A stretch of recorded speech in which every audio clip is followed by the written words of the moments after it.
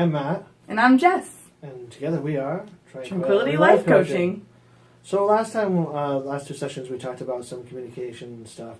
We talked about clarifying questions, and we talked about nonverbal communication. And we also kind of led into the discussion how there's a lot of communication that happens outside verbal communication. And how, some of that stuff, if we don't pay attention to it, takes away from a conversation. Some of the things that, we do to show that we're interested in conversations, the leaning in, the making eye contact, the showing that someone that we're interested and engaged. That's something that we all crave. And I think that one of the things that you did some research on it, and you found out that a lot of our time, how much time? Yeah. Apparently, as adults, we spend roughly half of our day on a screen. So that means texting, emailing, being on a computer. And honestly, our brain craves human connection. So this being on a screen all the time, even though it's making us communicate more rapidly with more people, it's not giving us that emotional connection that our brain is craving. Right. Okay. So when I'm on the phone, what kind of signals could I miss that are important to a conversation?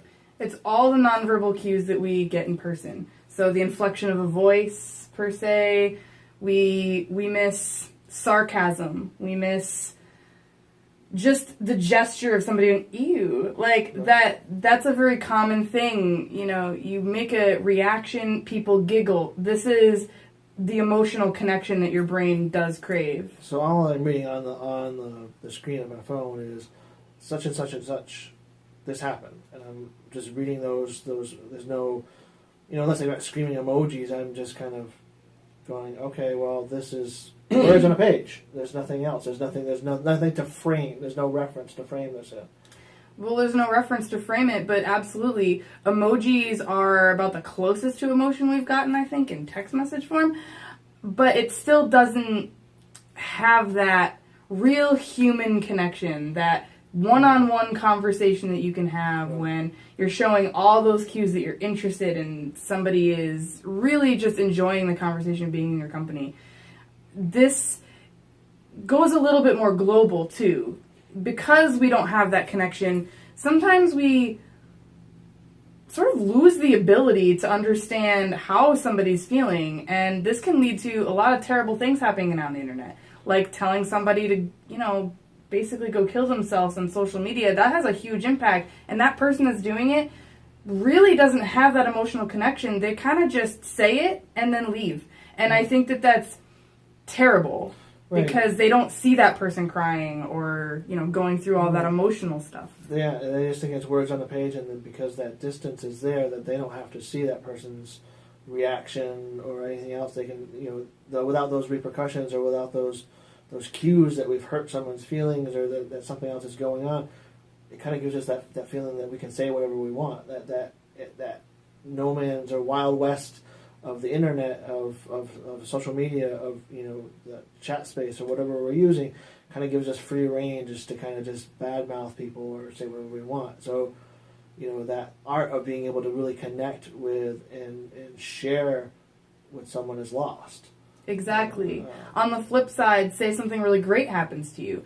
You got engaged. That moment of intensity of people saying, oh my God, congratulations, it's not as intense as if somebody was in person giving you a hug, saying, oh my God, let me see that ring. Right. It just, the intensity is gone. So whichever way you want to swing it, you're getting a snippet of what life really is, why it's meaningful, and what your brain really does crave it. There's a chemical reaction, it craves it. Right.